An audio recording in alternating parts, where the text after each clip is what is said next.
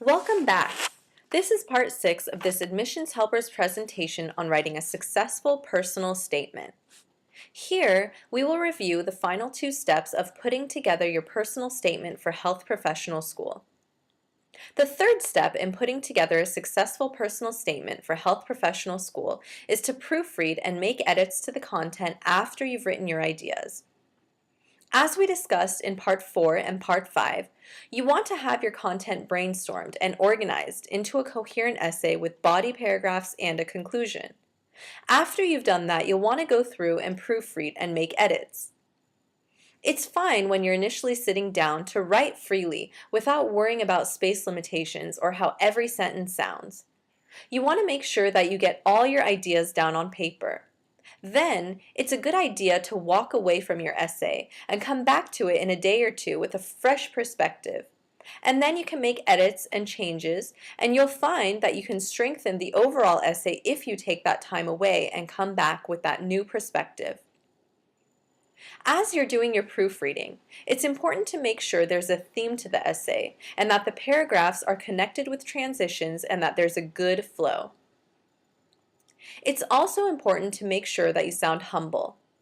After you've completed the writing process and you begin proofreading your essay, you want to make sure there's no indication in your essay that may suggest that you think very highly of yourself, or any sign that may make you seem arrogant or overtly confident about yourself.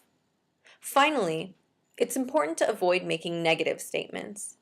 One of the things that we do see at times is students who refer to experiences they've had in the healthcare setting, where they saw a doctor or dentist or pharmacist, for example, not have the best interaction with patients. And students discuss these experiences and highlight them and express that they do not want it to happen to them when they become a doctor or dentist or a pharmacist. In general, it's best to not include these kinds of negative experiences into your personal statement. Rather, you want to emphasize the positive things that you've experienced and seen and learned during your volunteer work, your clinical work, or any other activities. After you have proofread your essay and made edits, it's now time to trim what's extra in your personal statement to make sure you cut all the unnecessary elements and make it more concise.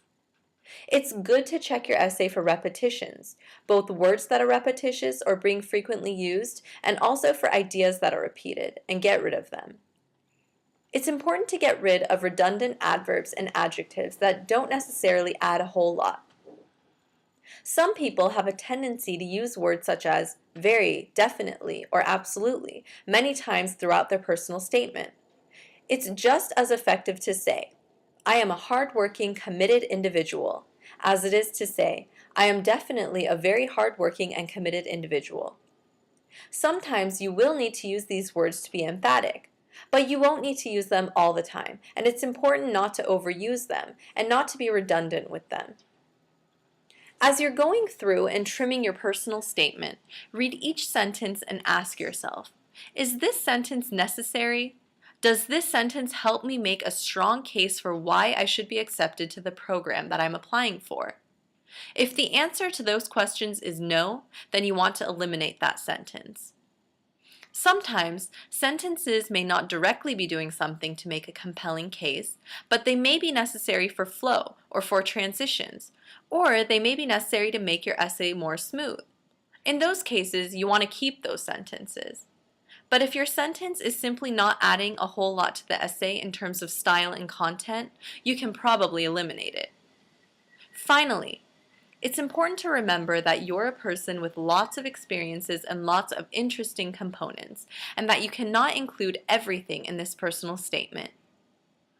You may have more of a chance to talk about yourself in your supplemental essays, and you also may have more of a chance to talk about yourself in the interview process. So think about the things that are most important and the things that you feel are most significant to highlight in this essay, and focus on bringing those out. And remember that you're just going to have to leave certain things out of this essay.